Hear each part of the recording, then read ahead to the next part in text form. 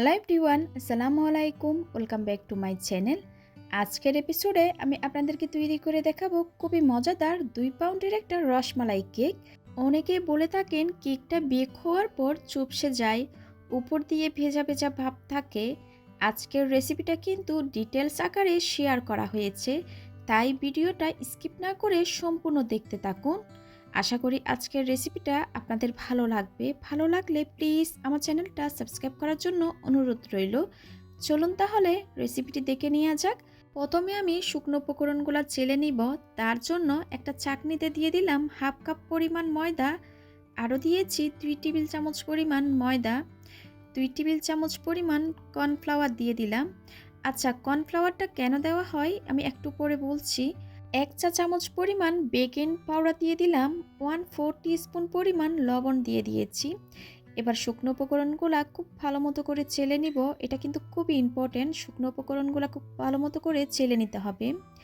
এবার একটা হ্যান্ড হুইক্সের সাহায্যে আমি খুব ভালো মতো করে শুকনো উপকরণগুলো মিশিয়ে নিচ্ছি।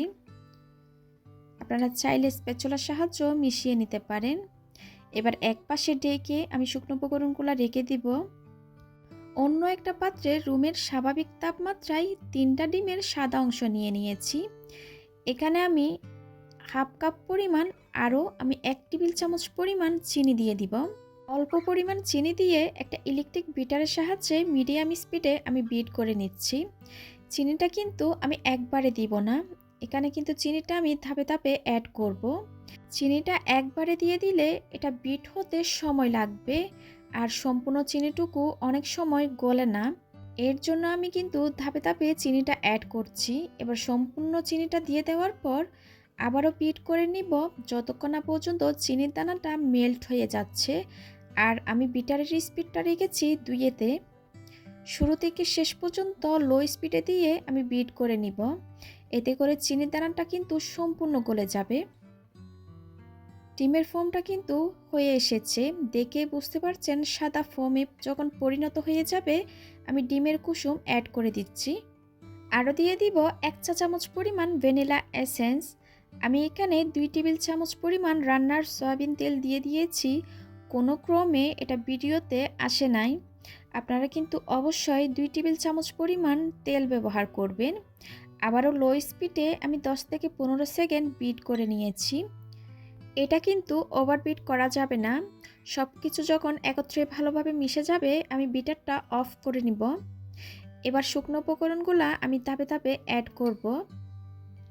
অল্প পরিমাণ শুকনো উপকরণগুলো দিয়ে আমি একটা হ্যান্ড হুইক্সের সাহায্যে আলতো হাতে ফোল্ড করে করে শুকনো উপকরণটা মিশিয়ে নিচ্ছি। এই পর্যায়ে কিন্তু তাড়াহুড়া করা যাবে না। আর শুকনো উপকরণগুলো মেশানোর ক্ষেত্রে কিন্তু সব সময় একদিক দিয়ে ঘুরিয়ে ঘুরিয়ে এভাবে করে মিশিয়ে নিতে হবে। আপনারা যদি উল্টাপাল্টা করে শুকনো উপকরণগুলো মিশান তাহলে কিন্তু কেকটা অনেক বেশি ফুলে গিয়ে ঠান্ডা হয়ে যাওয়ার পর চুপসে যাবে। এবার বলছি কর্নফ্লাওয়ারটা কেন দেওয়া হয়। সাধারণত আমাদের দেশে যেসব ময়দা পাওয়া যায় সেগুলা অনেক বেশি স্ট্রং হয়ে থাকে, কেক বানালে কেক শক্ত হয়ে যায়। তাই আমরা ময়দাটাকে উইক করার জন্য কর্নফ্লাওয়ারটা ব্যবহার করে থাকি। আশা করি বুঝতে পেরেছেন কর্নফ্লাওয়ারটা কেন দেওয়া হয়। শুকনো উপকরণগুলো আমি 2 থেকে 3 বার করে মিশিয়ে নিয়েছি ব্যাটারের সাথে। আপনারা কিন্তু অবশ্যই 2 থেকে 3 বার করে শুকনো উপকরণটা মিশাবেন, এতে করে ডিমের ফোমটা বসে যাবে না। এবার একটু স্প্যাচুলার সাহায্যে আমি মিশিয়ে নিয়ে ব্যাটারের ঘনত্ব দেখিয়ে দিচ্ছি, ঠিক এরকমই হবে। এ পর্যায়ে আমি ওভেনটা প্রিহিট করতে দিয়ে দিয়েছি 10 মিনিটের জন্য 160 ডিগ্রিতে। এবার সম্পূর্ণ ব্যাটারটা 6 ইঞ্চি মোল্ডে আমি ঢেলে নিব। মোল্ডটা একটু ট্যাপ করে ওভেনে দিয়ে দিব 20 থেকে 25 মিনিটের জন্য। কেকটা হতে 25 মিনিট মতো সময় লেগেছিল। এক এক ওভেনের তাপমাত্রা কিন্তু এক এক রকম, আপনারা কিন্তু সেটা বুঝে ওভেনে দিবেন। আর আপনারা যদি চুলায় করতে চান আমার চ্যানেলে কিন্তু অনেকগুলা কেকের রেসিপি আছে, চাইলে ওইখান থেকে দেখে নিতে পারেন চুলায় কিভাবে বেক করবেন। দেখুন ঠান্ডা হয়ে যাওয়ার পর কেকটা আমি মোল্ড থেকে ছাড়িয়ে নিয়েছি, কতটা স্পঞ্জি হয়েছে। আপনারা যদি হুবহু আমার রেসিপি ফলো করেন তাহলে কিন্তু আপনাদের কেকও এরকম স্পঞ্জি হবে। এবার একটু আমি আপনাদেরকে স্লাইস করে দেখিয়ে দিচ্ছি। আপনারা চাইলে 4টাও করতে পারেন। আমি আজকে 3টা লেয়ারে ভাগ করে নিব। স্পঞ্জ কেকটা কিন্তু উপর দিয়ে ড্রাই ছিল, আপনারা দেখেছেন। উপর দিয়ে ড্রাই ছিল, চিনিটা খুব ভালো মতো করে মেল্ট হয়েছে তার জন্য। আপনারা কিন্তু শুরু থেকে শেষ পর্যন্ত লো স্পিডে দিয়ে বিট করে নেবেন। এতে করে সম্পূর্ণ চিনিটা ভালোভাবে মেল্ট হবে আর কেকের উপরও ভেজা ভাব থাকবে না। এবার একটা 10 ইঞ্চি বোর্ড নিয়ে নিলাম। বোর্ডে সামান্য পরিমাণ ক্রিম দিয়ে কেকের একটা লেয়ার বসিয়ে দিয়েছি। রসমালাই কেক যখন করছি, রসমালাই তো লাগবে। রসমালাইয়ের ভেতরে যে রসটা থাকে, আমি ওই সিরাপটা ব্যবহার করছি। আমি এখানে কোনো ধরনের দুধ বা চিনি ব্যবহার করি নাই। রসমালাইয়ের ভেতরে যে সিরাপটা থাকে শুধুমাত্র ওইটাই ব্যবহার করছি। খুব ভালো মতো করে মালাইটা দিয়ে দেওয়ার পর আমি ক্রিম দিয়ে নিচ্ছি। আমি কিন্তু অতিরিক্ত ক্রিম দিব না, পাতলা করে ক্রিমের লেয়ারটা দিব। আপনারা চাইলে আপনাদের টেস্ট অনুযায়ী বুঝে দিয়ে দিতে পারেন। এবার আমি বেশি পরিমাণ করে রসমালাইটা দিচ্ছি। এটা কিন্তু আপনারা আপনাদের পছন্দ অনুযায়ী দিয়ে দিতে পারেন। আমি কিন্তু একটু বেশি পরিমাণ দিচ্ছি। কেকটা খুব ভালো মতো করে হাত দিয়ে একটু চেপে দিব, এতে করে কেকটা নড়ে চড়ে যাবে না। আবারও আমি রসমালাইয়ের ভিতরে যে সিরাপটা থাকে ওইটা দিয়ে নিব। প্রতি লেয়ারে কিন্তু রসমালাই সিরাপটা আর রসমালাই থাকবে। যারা আমার চ্যানেলে নতুন এসেছেন, প্লিজ সাবস্ক্রাইব করার জন্য অনুরোধ রইল। সাথে থাকা বেল আইকনটি ক্লিক করবেন, এতে করে আমি কোনো রেসিপি আপলোড করলে আপনারা সাথে সাথে নোটিফিকেশন পেয়ে সবার আগে ভিডিওটি দেখতে পারেন।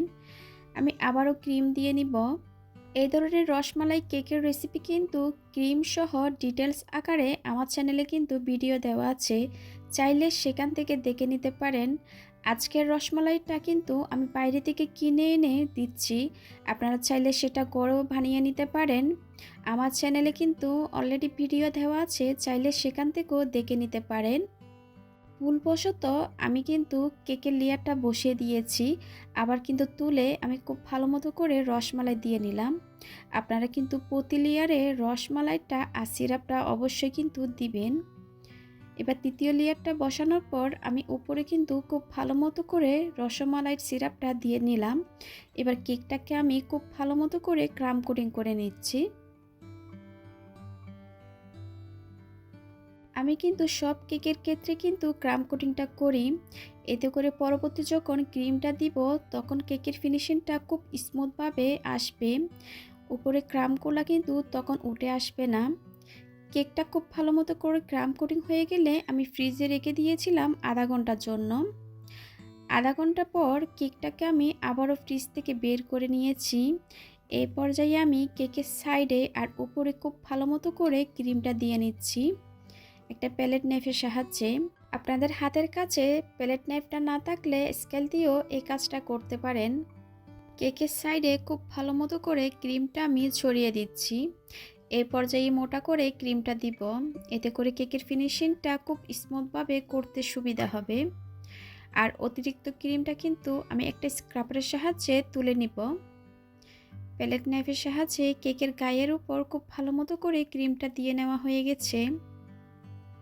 এবার উপর সাইড দিয়ে অতিরিক্ত ক্রিমটা আমি তুলে নিব। একটা স্ক্রাবারের সাহায্যে আমি কিন্তু কেকটা স্মুথ একটা ফিনিশিং দিয়ে নিচ্ছি।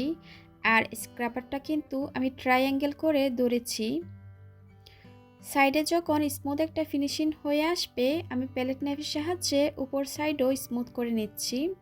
এটা কিন্তু অত একটা স্মুথ করতে হবে না, উপরে কিন্তু অনেকটা ফুল রসমালাই বসবে। এবার একটা টুটি নজল দিয়ে আমি সাইডে কিছু ফুল করে নিচ্ছি।